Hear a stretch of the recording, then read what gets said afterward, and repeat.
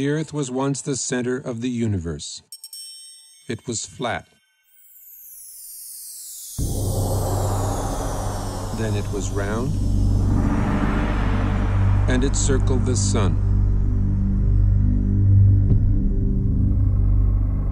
It was no longer the center of the universe. It was a tiny part of the Milky Way.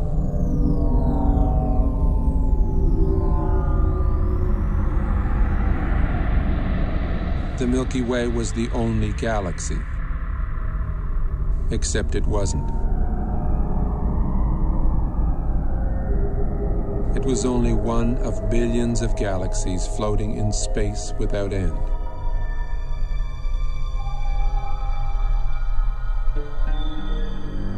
Every single time we think we've got it all figured out, we realize we've merely found another piece of the picture. It is a big picture, with many pieces.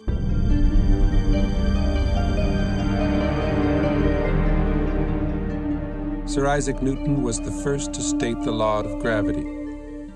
Eventually, everybody agreed that gravity alone formed galaxies and stars and planets, and that gravity alone holds the universe together.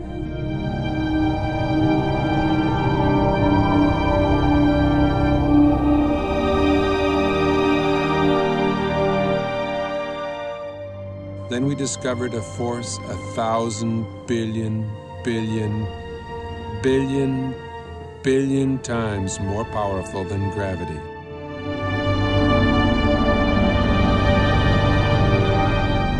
Until recently, we believed that the space between the stars and planets was empty, a vacuum. We now know it is teeming with charged particles.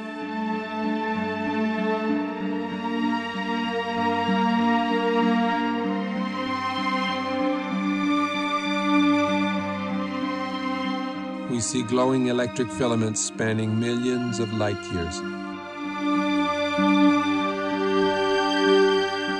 We see stellar and galactic formations shaped by magnetic fields.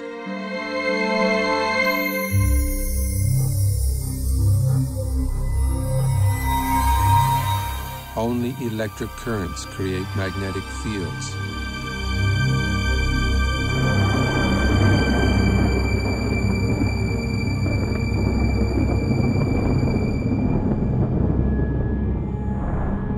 It is possible that the predominant force in the universe is not gravity, but something else.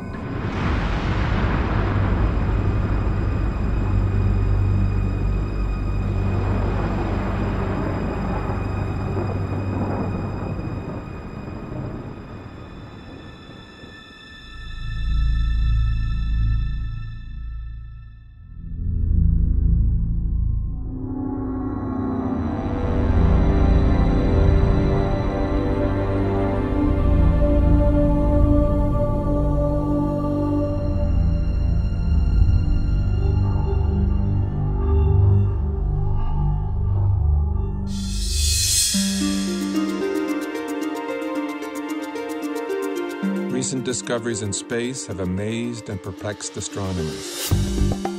Current popular theories in the sciences can neither predict nor explain the phenomena we are now observing.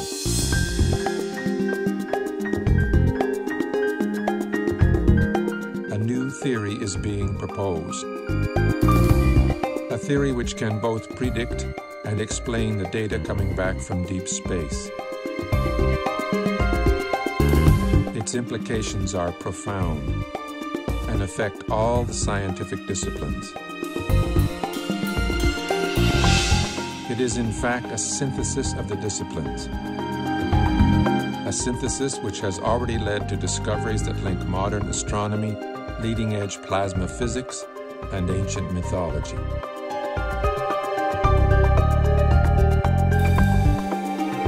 The electric model offers us a new interpretation of the workings of the universe, the history of our solar system, and even human history.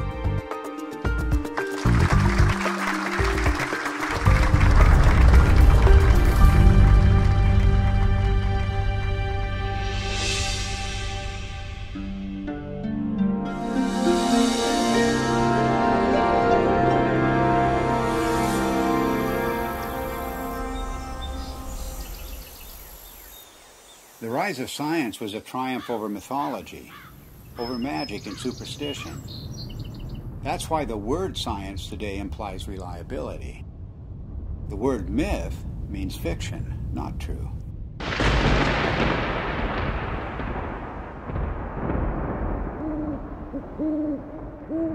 And it turns out that the key to understanding the myths is the same key that is now helping us to understand objects in deep space,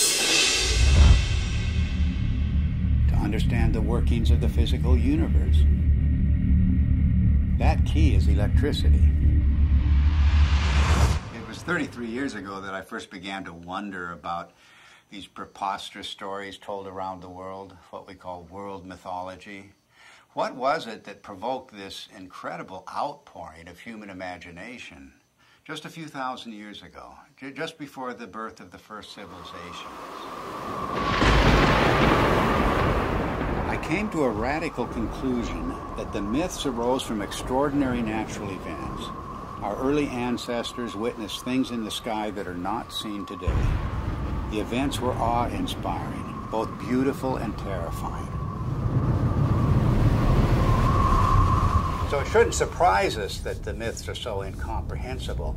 Well, of course they're incomprehensible. The celestial references are no longer present. It was in 1994 that I was invited to come to the US to attend a conference which was dealing with the possibility that the ancient sky, as witnessed by our earliest forebears, was different to the one we see today. I'd been interested in this kind of idea because it could only be explained in terms of electromagnetic influences within the solar system. So it came as a bit of a shock and a surprise to see David Talbot showing slides at one of the sessions at the conference, which I recognized immediately as being similar to those of electric discharges in the laboratory.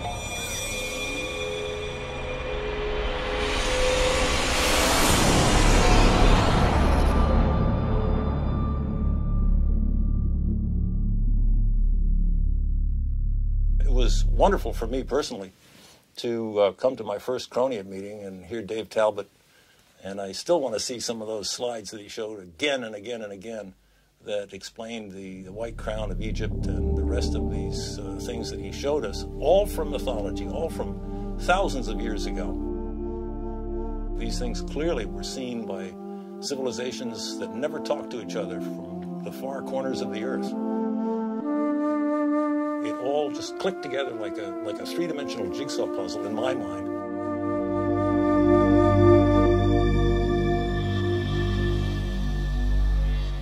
A breakthrough for me came when I realized that many different cultures spread around the world use different words, different symbols, different myths to describe precisely the same formations in the sky.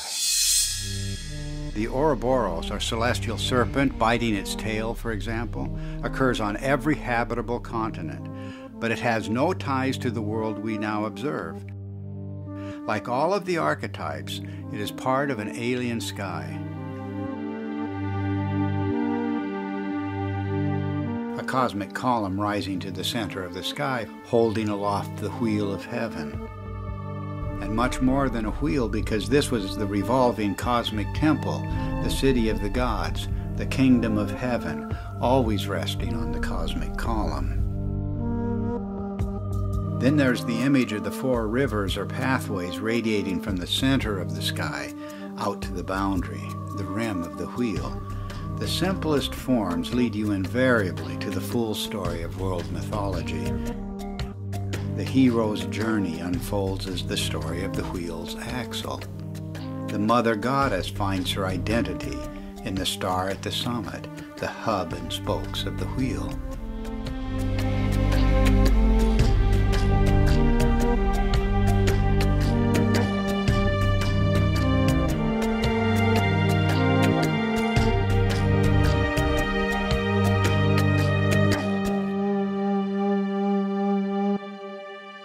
From childhood on, I've always had a deep interest in mythology, and I remember that as a child I was trying to draw up genealogies of the gods as provided in Greek mythology, and I soon found out that it didn't work, nor did anything else in mythology seem to work.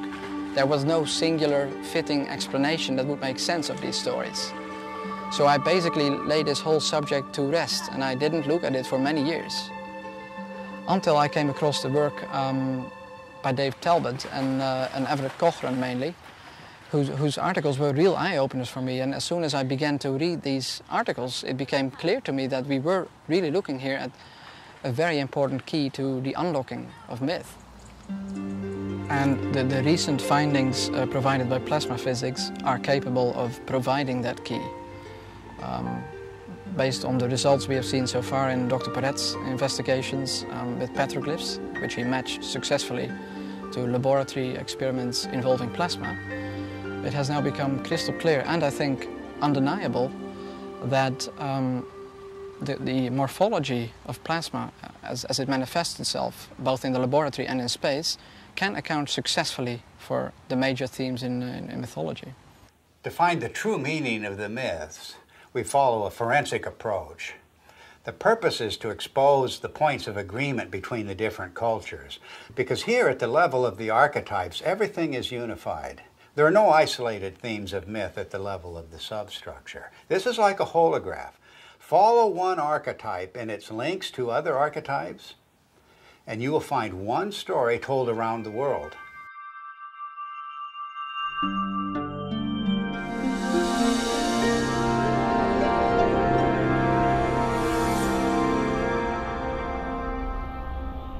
Throughout almost all of history, we have regarded the states of matter as being solid, liquid or gas.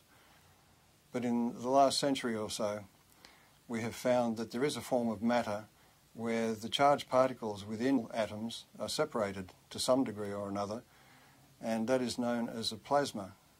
It is the fundamental state of matter. It was not until the second half of the 20th century that we came to realize the role of plasma in the universe. And this has changed the picture of space completely. Not long ago, we thought of the physical universe as being constituted fundamentally of nothing more than atoms and empty space. But a plasma includes at least a percentage of charged particles, protons and electrons, that are not bound to any atomic structure. And plasma is an excellent conductor. Electrons will move efficiently in the direction of charge equalization, and that's an electric current, of course. Now, the reason why we see magnetic fields everywhere we look in space is because electric currents produce magnetic fields, and only electric currents produce magnetic fields.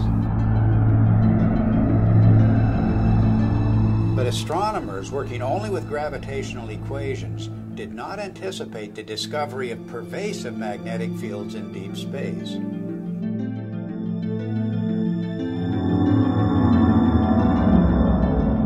Electric currents also account for the abundant filamentation of space plasma. First, the electric currents produce the magnetic fields. Then these fields confine the electron flow to narrow paths. Such current paths or filaments are called Birkeland currents, named after the pioneer Christian Birkeland. They are typically braided just like the twisted wires of transmission lines on Earth. Well, that's their role in space, to conduct electricity across vast distances, creating the astonishing structures we observe in every direction. None of these structures were anticipated by gravitational theory, and none are indicated by the behavior of neutral gases in a vacuum.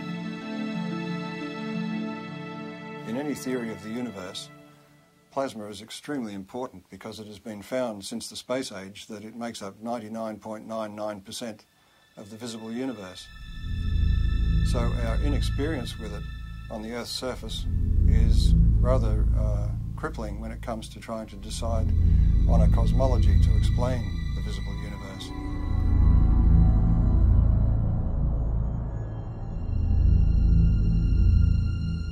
Now, plasma behaves rather oddly compared to normal matter, the matter we find, the solids, liquids and gases on Earth. If you look at a novelty plasma ball, you will see that it forms these bright filaments that dart all around inside the globe. And if you look closely at them, you'll see that they're actually twin filaments twisted together. In other words, nature finds it efficient to be able to transfer energy over a distance by twisting two pairs of filaments together. And this is a characteristic of the way plasma carries electric currents in space. And one of the puzzles that has faced astronomers since the space age is the discovery of filamentary structures in galaxies, around stars, even the cometary tails of planets and comets themselves. These filamentary structures have come as a surprise.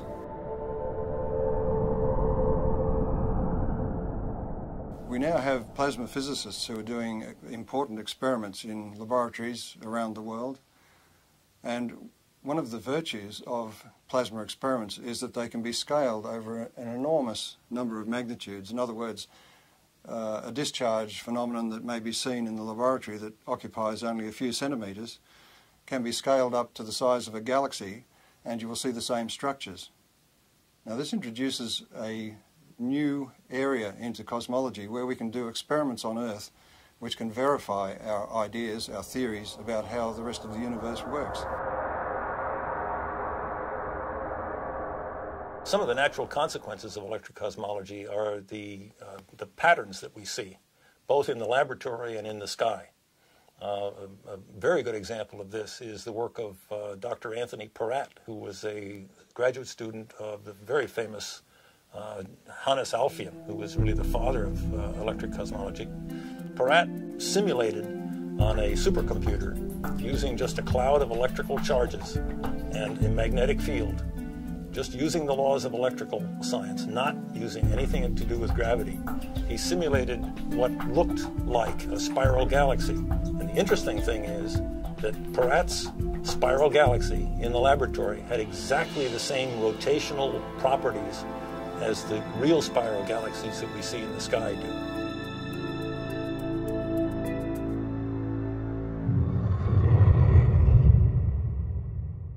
Plasma was named by Irving Langmuir because of its lifelike qualities. In other words, the similarity to blood plasma gave rise to the term plasma now used in the sciences. Well, this has incredible meaning for us because of the nature of the metamorphosing. The God who is now an eagle, now a serpent or dragon, now a leonine figure with long flowing hair. These figures take on a whole new meaning when we can interpret them with the benefit of plasma science.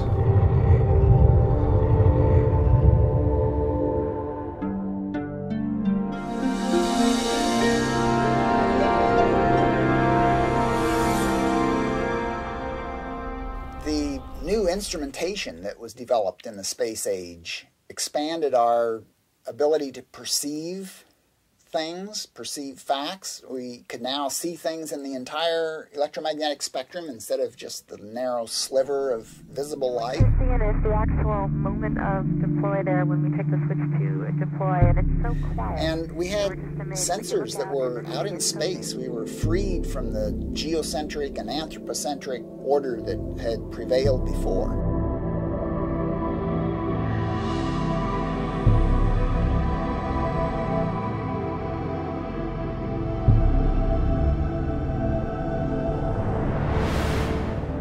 We've got a whole new universe, and the theoreticians are still trying to look at it through, a friend of mine says they're peering through the wrong end of the telescope and telling us what they imagine they see.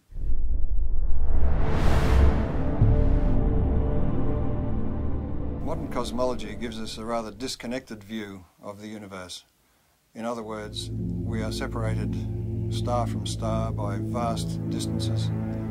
Light takes a long time to travel between stars and across galaxies, and therefore we look upon ourselves as isolated and disconnected.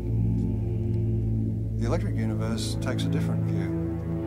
It says that we are part of the Sun's environment, electrical environment, and the Sun is a part of the galactic environment. And the galaxy itself is strung, like all galaxies, on huge electric currents flowing through the universe.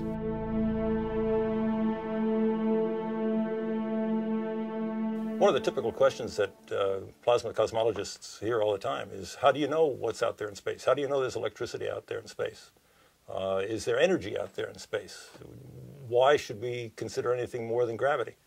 And the answer is that through the years, we've used optical telescopes, but recently we have what are called radio telescopes, and we've broadened the spectrum that we can look at the sky with.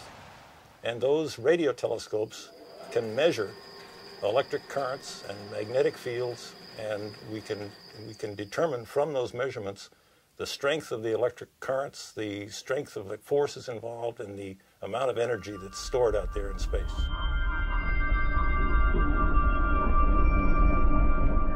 The two major pillars of modern cosmology are based on the theories of relativity and quantum theory, and yet, as Einstein himself noted, the two are incompatible. And that may be because the theories of relativity deal with matter as if its only consequence is the bending of space. The electric universe, on the other hand, deals with the electrical structure of matter at the subatomic level and then works its way up through living systems, if you like, planets, stars, galaxies, and the entire universe, and shows that it is the electrical structure of matter that forms the amazing shapes we see in deep space.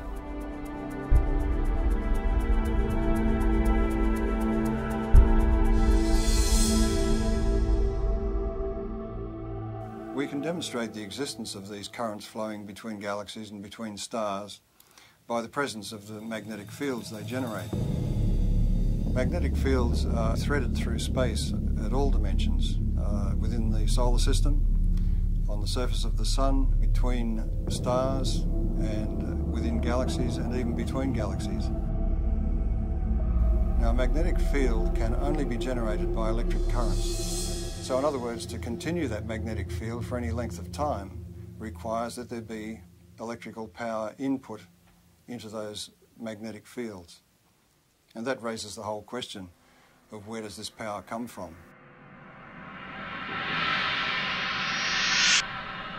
Modern cosmology is highly mathematical. In fact, we were joking before about the idea that the only people who understand cosmology are professional cosmologists. The basis of cosmology, really, if you hunt for it, lies in Einsteinian relativistic mechanics. And when Einstein promulgated his ideas, he totally and completely ignored anything electrical. And so the modern cosmology, with all of its ideas of omega and expanding universe and inflation theory and the Big Bang and all the rest of it, are predicated on a foundation which ignores almost half of man's knowledge about the way the universe works, which is electricity. It may sound like I'm dismissing Einstein and his theories of relativity out of hand, but we have to give Einstein credit for his integrity in pointing out that his theory did not meet his requirements, and that is that his theory had to be tied back to some form of reality.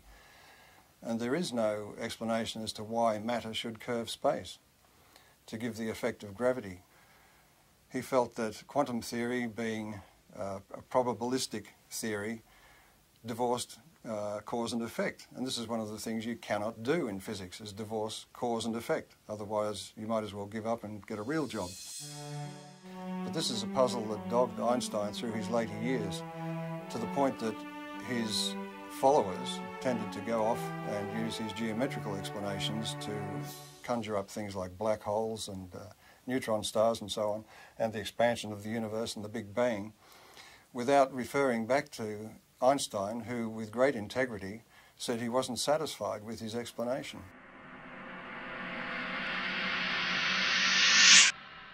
One of the problems faced by astronomers after the space age began was to explain the discovery of very concentrated outbursts of energy in deep space. And that meant for them, since gravity is the only driving force available to them, that they required an infinite concentration of mass, because gravity is an infinitely weak force.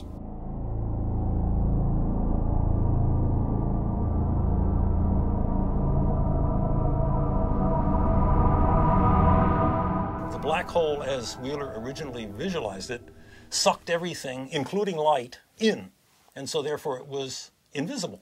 So he could postulate its existence, and we couldn't see it.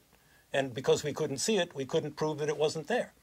Later on, in order to explain these fantastic emissions of energy from galaxies, it was proposed, and I believe it was Stephen Hawking who did it, that there were various types of black holes, some of which actually then spat matter back out again in jets. Because, why? Because we had observed jets. In the electrical model, it's quite simple.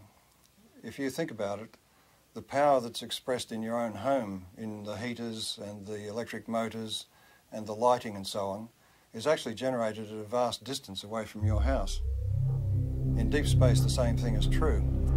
The energy which we see concentrated in these events which are attributed to black holes and so on can more easily be explained as the confluence of electric energy from different parts of the same galaxy or even from other parts of the universe. And it is this explosive release of energy which forms the vast jets that we see lit up and exploding from the centers of active galaxies.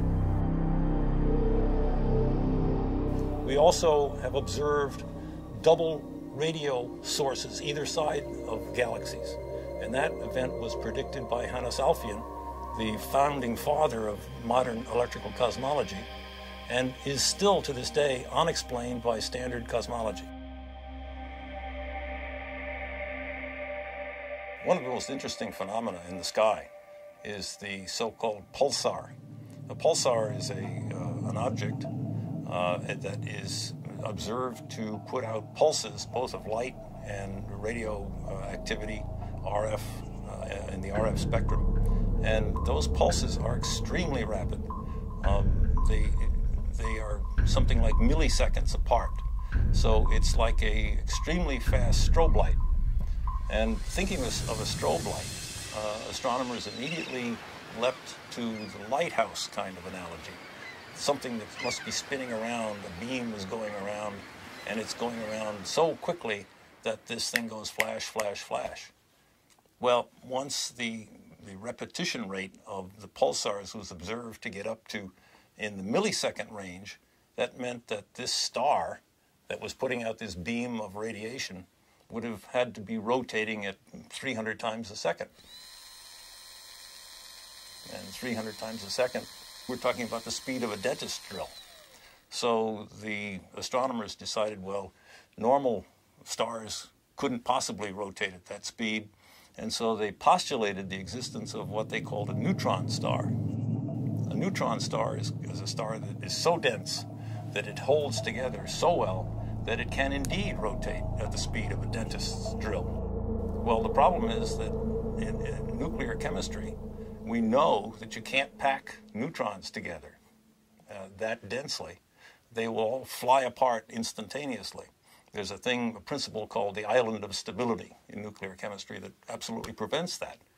So here again we have the standard astronomers or astrophysicists going directly against another well-developed science. In the electrical model, however, there's a very simple explanation for pulsars. Everybody is familiar with the idea that the pulses can travel back and forth on electrical transmission lines. Such uncontrolled pulses, for example, were responsible for the famous Northeast blackouts. A similar effect can occur between two binary stars connected by a plasma. The two binary stars act like capacitors that store charge. And if you reduce that in size to something you can produce in the laboratory, you can produce it in the laboratory, and it's called a relaxation oscillator. And electrical engineers use it and have used it for decades. The idea of producing pulses every few milliseconds is a sophomore level experiment in an electrical engineering laboratory. It doesn't require neutronium, strange matter, or any other fictitious device. All it requires is two capacitors, a battery, and a nonlinear resistor. And we maintain that that's exactly what a binary pair of stars connected by a plasma field presents.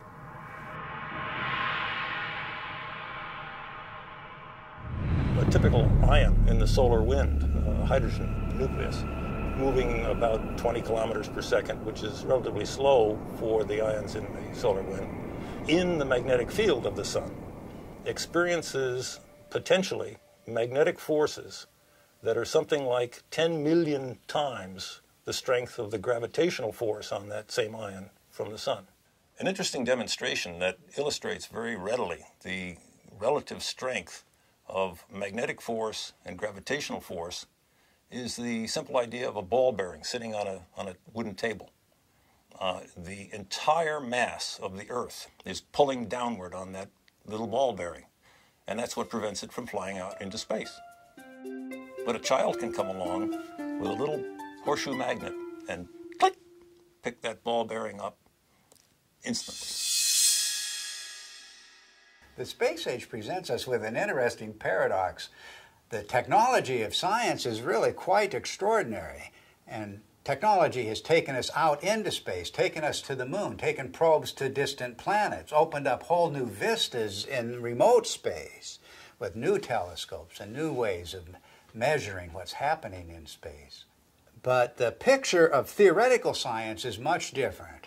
And many decades ago, assumptions began to crystallize in the theoretical sciences, beginning at the top, the queen of the sciences, as we say, which is cosmology.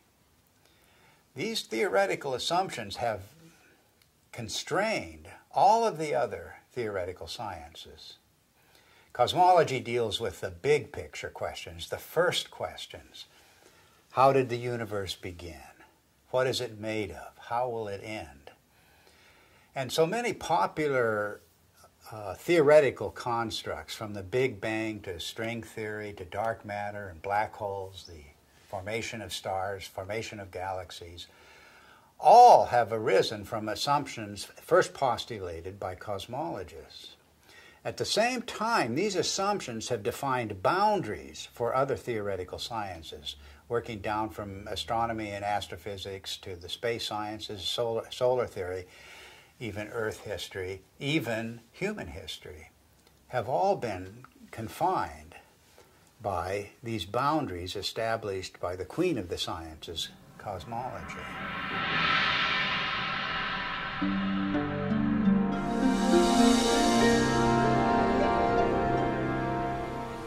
The sun just dominates our sky as the source of light and warmth and life itself on Earth.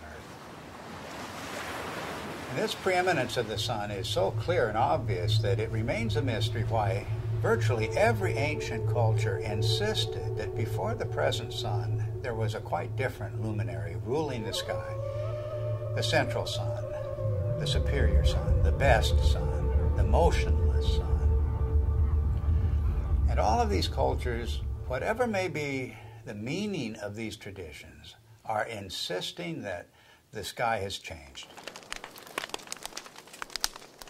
Of course, our ideas about the sun have continually changed. Only a few centuries ago, the sun was a campfire or ember in the sky. Then, early in the 20th century, under the influence of gravitational theory, the sun was seen as a gravitationally collapsing nebular cloud.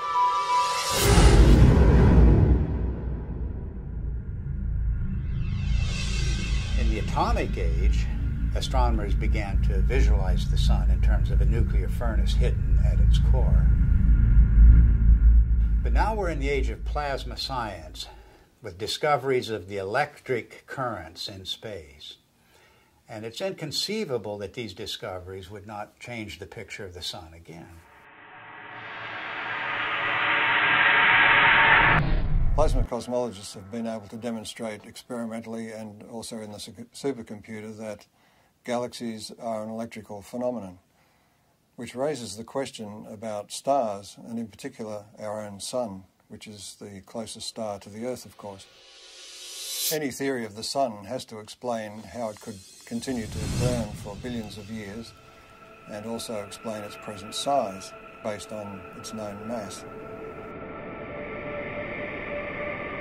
And of course, as soon as nuclear energy was discovered, it was grasped immediately as the energy source of the sun. But all of that assumes that the sun is disconnected and an isolated body, and that it must consume itself over its lifetime to provide the heat and light that we receive from it. But if the sun is connected to the rest of the galaxy in an electrical sense, it doesn't require to burn itself at all. And the energy that we receive is actually being received from the galaxy, and the sun is acting as a focus for that energy.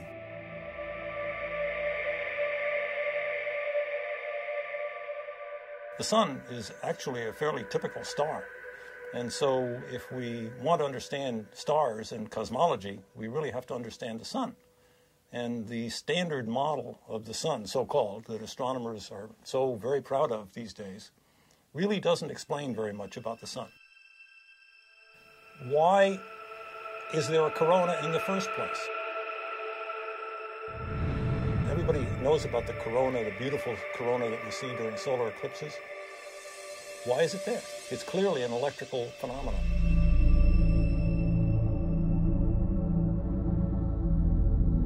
One of the greatest puzzles about the sun has been, with a surface temperature of 6,000 degrees, high above that surface we have temperatures of millions of degrees. And the question has been, how do we get the energy from the center of the sun somehow past that surface to heat the upper atmosphere of the sun to millions of degrees? In the electric model, you don't have that problem, because if the energy is arriving from outside the sun, the first place you expect to see that energy expressed is above the sun in its tenuous atmosphere. And that is the place where particle acceleration occurs, and the apparent temperature goes very high indeed, up into the millions of degrees.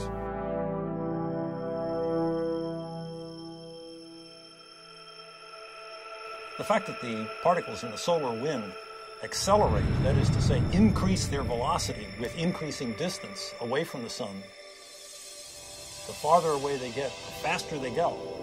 And the fact that those particles are indeed charged particles leads me, as an electrical engineer, to come to the immediate conclusion that this is an electrical process. In the solar model, think of the sun as being a positive anode, very high voltage body that obviously would emanate an electric field. And if you put a charged particle in an electric field, it will accelerate. That's the way we accelerate particles here on Earth. It's the way every physicist and electrodynamicist has ever increased the velocity of a charged particle, is put it in an electric field. One of the features we observe on the sun, which have no business being there, according to the standard model, are sunspots. The most significant thing about a sunspot is the fact that the center of the sunspot is dark. And if the sun is trying to radiate energy from its core into space, we should expect that it is bright.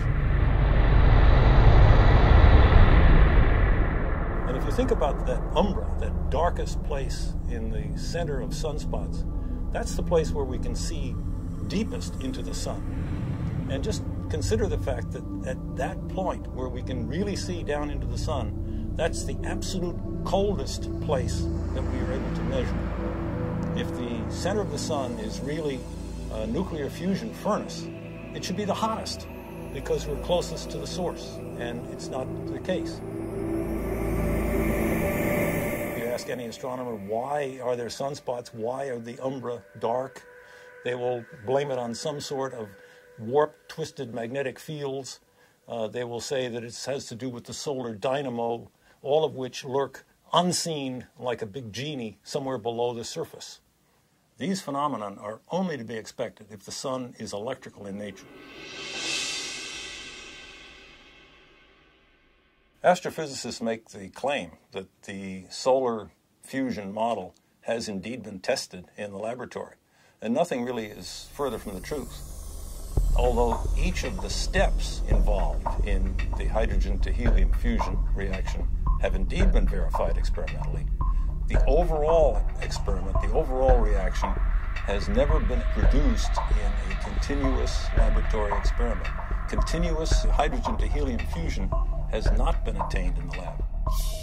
The strength, in fact, of the electric cosmology is that indeed all of the mechanisms that the electrical people talk about have indeed been verified over decades, in fact, at least a century, in the laboratory. The plasma scaling is well known, and plasma and electrical experiments have verified every step of the way.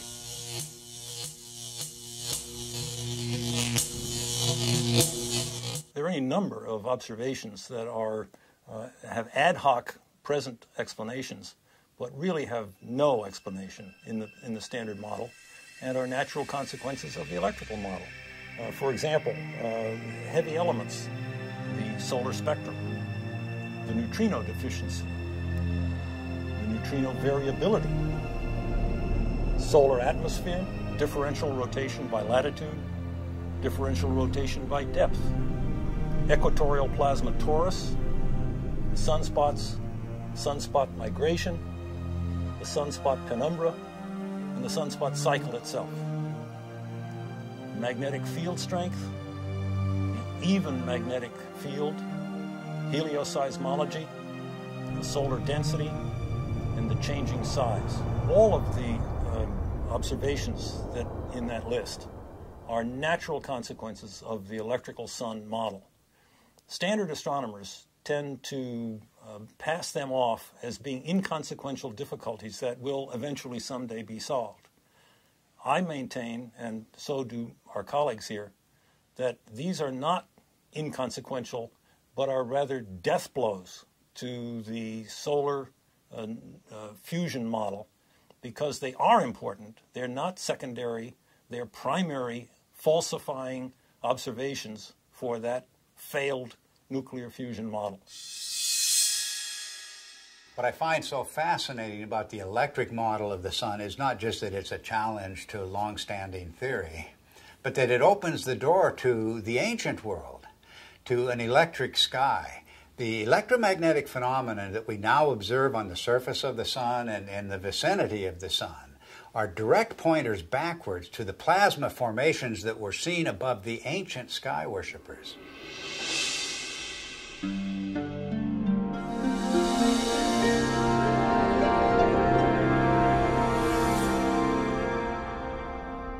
Electrical currents in space can either be invisible or they can be visible. If they're very diffuse, in other words, there's very little energy per cubic meter, they will be invisible. But where that energy becomes concentrated, it will begin to glow. And we see this kind of thing in the ion tails of comets, for instance. Where the energy becomes very concentrated, we begin to see arcs and sparks, if you like. Electrical discharge phenomena.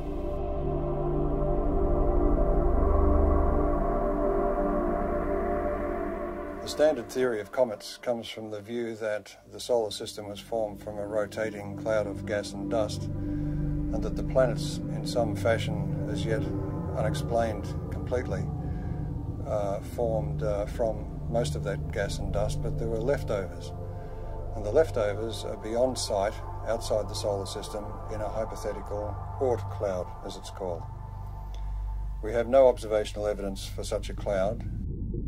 The electric universe model of comets is that they are actually parts of well-differentiated planetary bodies that have in the past suffered from electrical plasma discharge machining, and that some of the surface material has been lofted into space, so it is expected to be rocky. The second thing is that because comets trace an elongated orbit, both away from the sun and towards the sun, in that trajectory, its charge changes, its voltage changes. Since it spends most of its time in the outer solar system, the voltage that it has reflects the voltage in the outer solar system.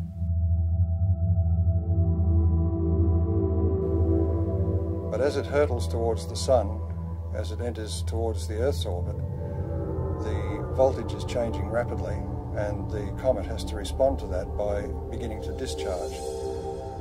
And that's where we see the familiar cometary phenomena of the coma and the various tails that it produces.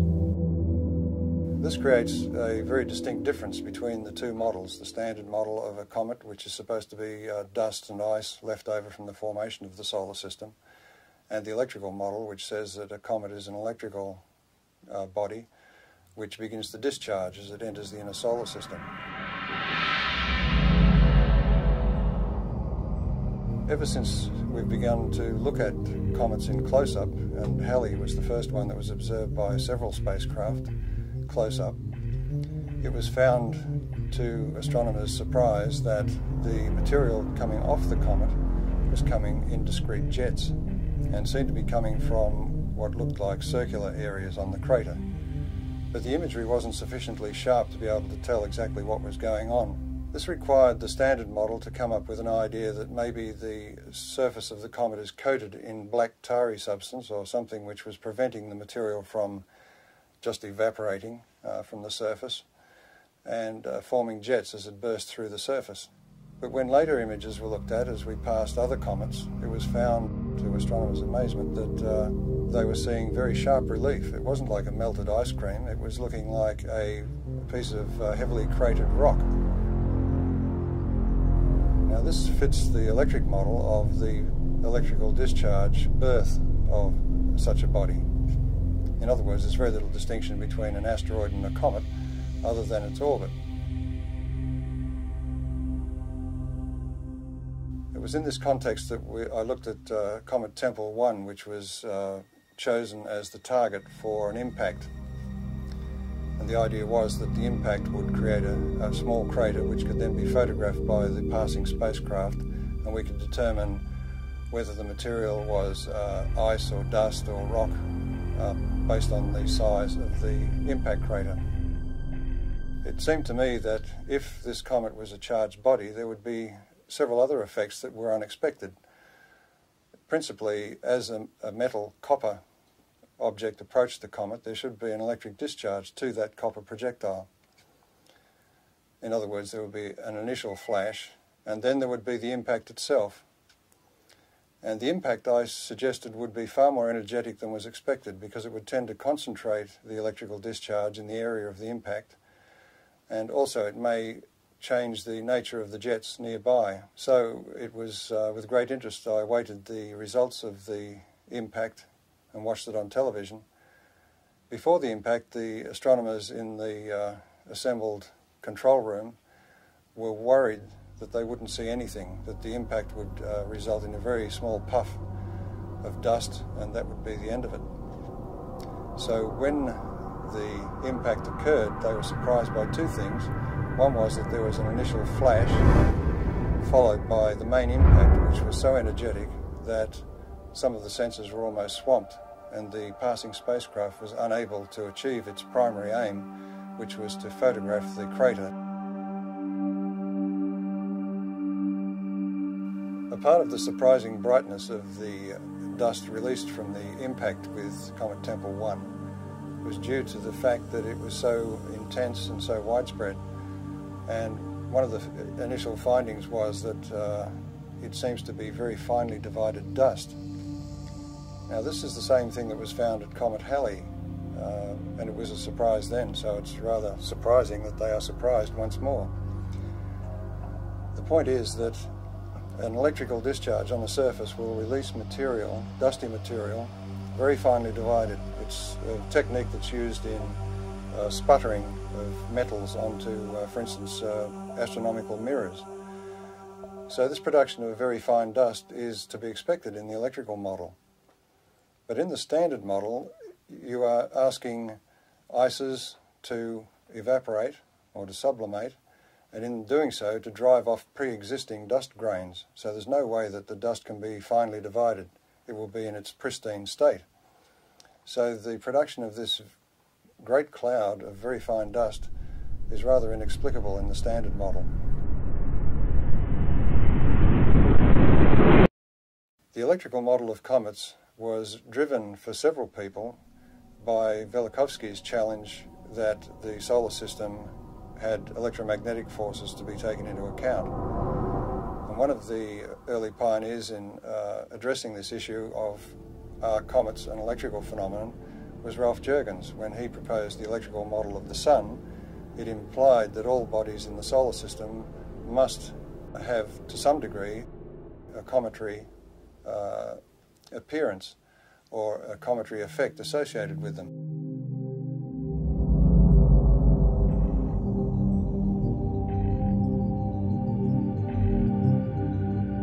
Ralph Jurgens, in his model of the Sun, showed that bodies moving radially towards or away from the Sun would experience electrical forces which could induce a cometary display, that is, a visible display.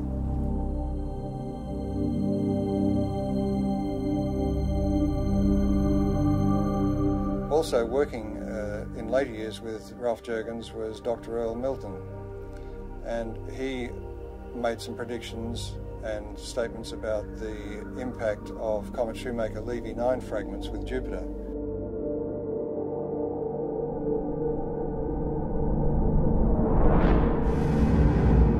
And his view of the electrical nature of those impacts was also vindicated.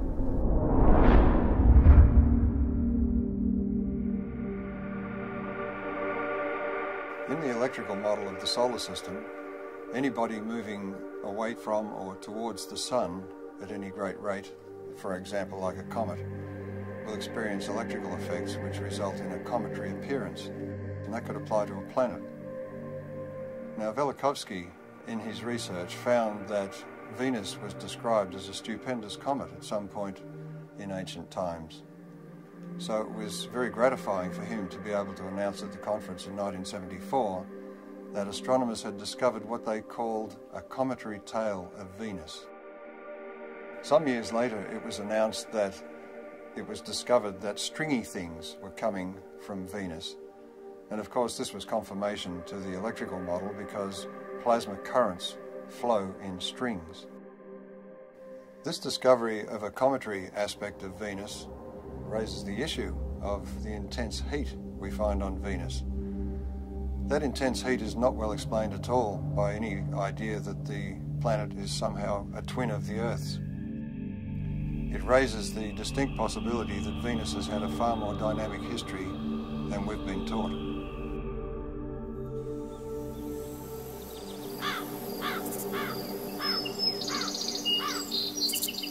Our ancient ancestors were obsessed with the comet.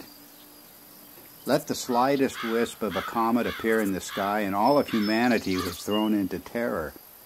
But why was this?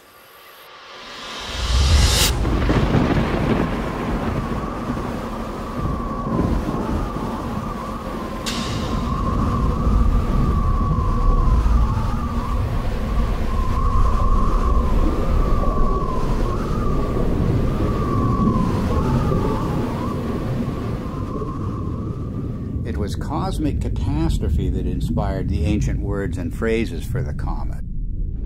The comet was the torch of the sky, the sword hanging over the world, the spiraling serpent or dragon, the spiraling sidelock or ribbon. The angry or lamenting goddess soaring across the sky, her hair disordered and blowing in the wind.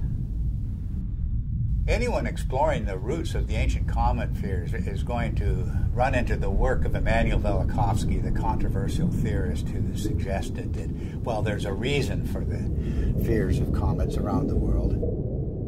We experienced this horrific cometary catastrophe. The world was devastated by a comet just a few thousand years ago. And Velikovsky went further. He said that not that long ago, planets appeared in the sky with comet-like attributes. In particular, he named the planet Venus as the great comet of antiquity. Both Walt Thornhill and I disagreed with many components of Velikovsky's reconstruction, but we also felt that Velikovsky had nailed certain principles that can help us to understand the early cultures. In particular, Velikovsky was correct in naming the planet Venus as the Great Comet. And the cometary language of Venus goes far beyond anything that Velikovsky himself published. In every corner of the world, the language of the comet and the language of Venus are identical. Venus as serpent or dragon. Venus as torch of the sky. Venus as long-haired star. Venus as bearded star.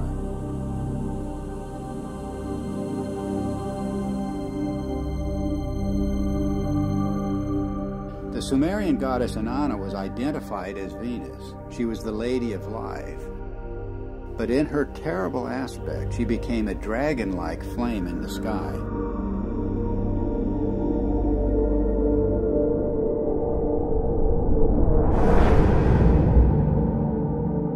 The texts say, like a dragon, you have deposited venom on the land, raining the fanned fire down upon the nation. Inanna became a roaring storm. She devastated the land. Mankind comes before you in fear and trembling at your tempestuous radiance, the texts say. Inanna's Babylonian counterpart Ishtar was also identified as Venus. She was the shining torch of heaven and earth. Furious and irresistible onslaught. I rain down like flames, the goddess announces. The Egyptian goddess Sekhmet has the same attributes. She takes the form of the fiery Uraeus serpent. She becomes a flame of fire in her tempest, a star scattering its flame and fire. Sekhmet herself says, "The fear of me is in their hearts, and the awe of me is in their hearts." No one at all can approach her, the coffin texts say. The streams behind her are flames of fire. The astonishing fact is that goddesses everywhere exhibit this terrifying and cometary aspect. The Canaanite Inat, the Hindu Kali and Durga, the Greek Aphrodite, Athena, Medusa, and countless others. And of course, you can add numerous counterparts in the New World, from the Incan goddess Chaska to the Aztec goddess Xochiquetzal to the legendary Nokomis of North American Indian tribes. The serpent or dragon is an unexplained mythical archetype. There's nothing like it anywhere in the biological world. And yet the same recurring features will be found in cultures the world over. The dragon's disheveled hair and shaggy beard. Its knotted aspect, and its worldwide appearance as entwined twins.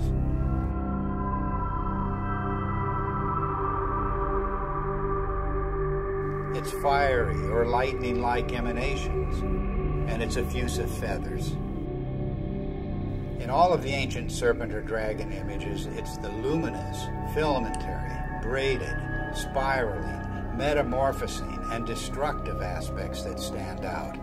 The very traits of high-energy plasma discharge. The attributes of these mythic monsters remain unexplained only until we see the hairy and feathery attributes of the electric arc in the laboratory. We see precisely the same thing in enhanced images of the comet's tail. And we see the same thing in the comet-like discharges of distant nebulas. Gases in a vacuum don't behave this way, but electrified plasma does.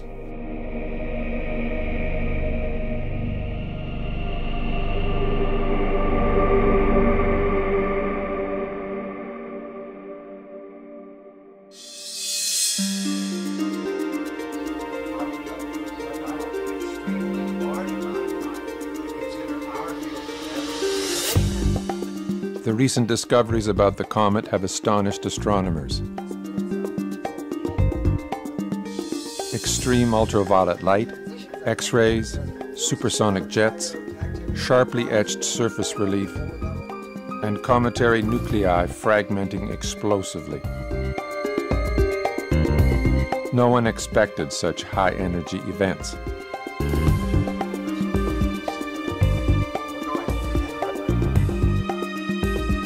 The electric model proposes that the comet is a charged object moving through an electric field.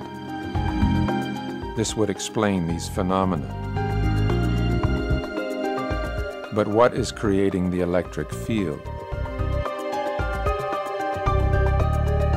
Suddenly, everything changes. And we are talking about an electric sun, electric stars, and electric cosmology, and a whole new way of looking at how the universe works.